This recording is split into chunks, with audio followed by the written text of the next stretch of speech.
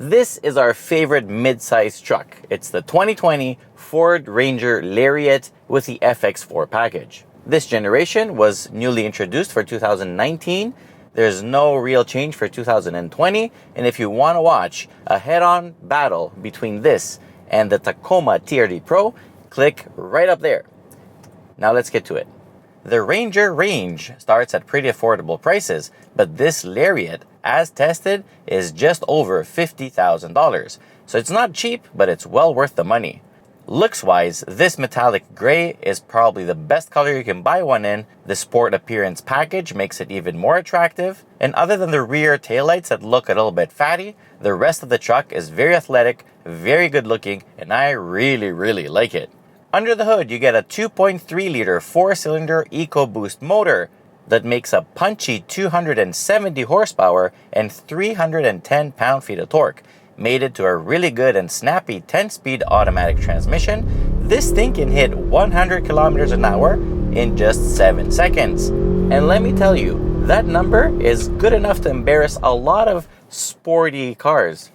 With the FX4 package, the approach angle is 28.7 degrees, the departure angle is 25.4, and the ground clearance is 225 millimeters or 8.85 inches. The bed has a length of 61 inches and a width of 44.8, flexing a payload of 707 kilos or 1,558 pounds, and its towing capacity is 3,401 kilos or 7,497 pounds. So this little baby is adventure ready and work ready. The interior looks really nice. Most of the surfaces have been covered in soft and nice to touch materials. Belt line and downwards, it gets a bit harder, but hey, it's a truck and you'd need this durable materials. Ergonomically, everything is very easy to use. It has a simple instrument cluster, a very usable Sync 3 infotainment system that also has some pretty clever apps, lane keep control, adaptive cruise control, and a really good B&O sound system. It also has very nice leather seats. The seats themselves are very comfortable. The driving position is pretty much excellent, and I have no complaint in terms of comfort. Up front, in the rear, it gets a little bit tighter. Headroom is pretty okay. The seating position is very upright. The seats are a little bit hard, and as you can see, there isn't a lot of legroom for adults, and I'm only 5'11". Also, width-wise, 3 adults will be a real squeeze in the back bench. In terms of technology, you also get Apple CarPlay and Android Auto, and you get 2 USB ports up here. But the really important technology has to do with the driving systems, which I shall explain right now.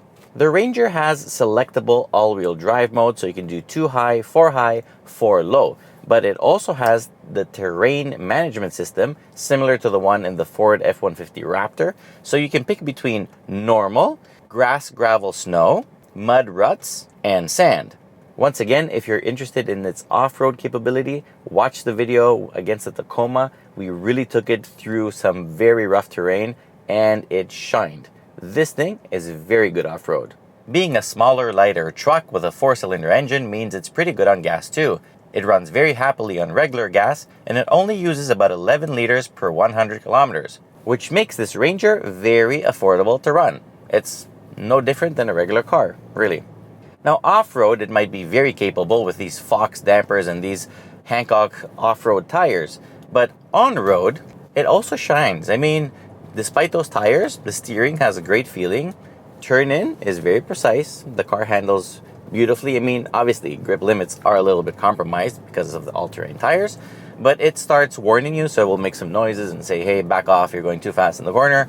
But the suspension is very soft. The rear, when there's no load in the bed, is a little bit bouncy. So the rebound can be a bit harsh sometimes, and you can feel the rear bounce around a bit, but that's only like over really hard bumps. Overall, with the family inside, like myself and another 3 people, the ride is very compliant. It could very easily be your only car for the family. There's like 0 problems, especially if your kids are a little bit smaller like mine. They're 6 and 8. The rear legroom isn't a problem. So this is a fantastic car all-rounder. Like if you need one car for everything, you know, you can put a tonneau cover in the back or one of those Lear caps, make it more usable and more secure in the back, and there you go. Great truck. Looking at it though from the perspective of daily usability, let's pretend that this was a car for a second and let's talk about performance, because the gearbox responds really quickly. It's a very good gearbox, and this engine, honestly, it can make this truck go really fast.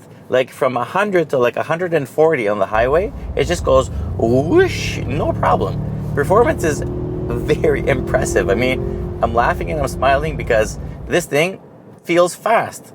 It's a pickup truck and it's fast, and I really like it for that.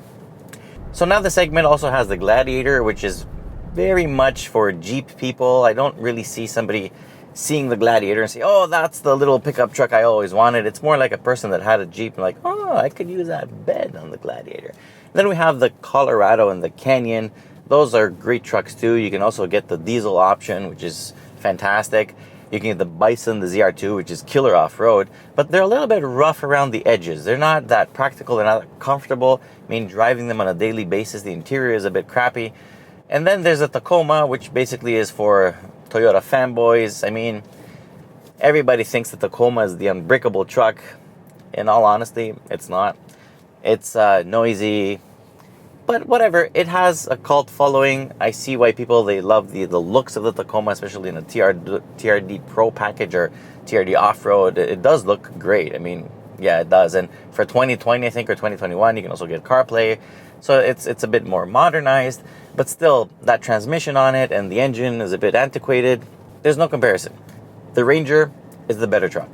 And for that reason, if you're in the market for a pickup truck and you want a mid-sized one, so not like a full half-ton truck, I have to say, there's like little to complain about this Ranger.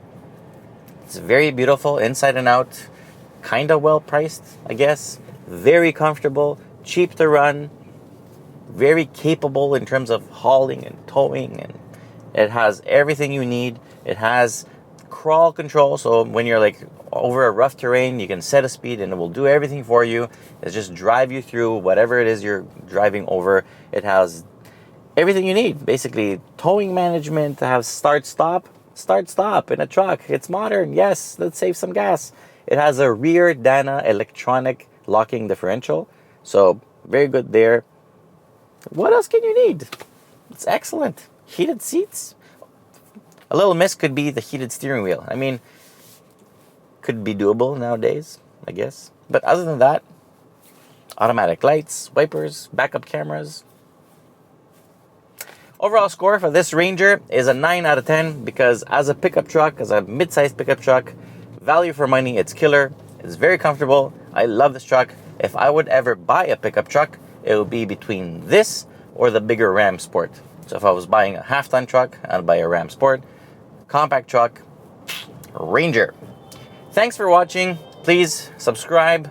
Follow us on Facebook, Instagram. Send us messages, likes, dislikes, whatever you want. The most important thing is, till next time, be well. Perfect.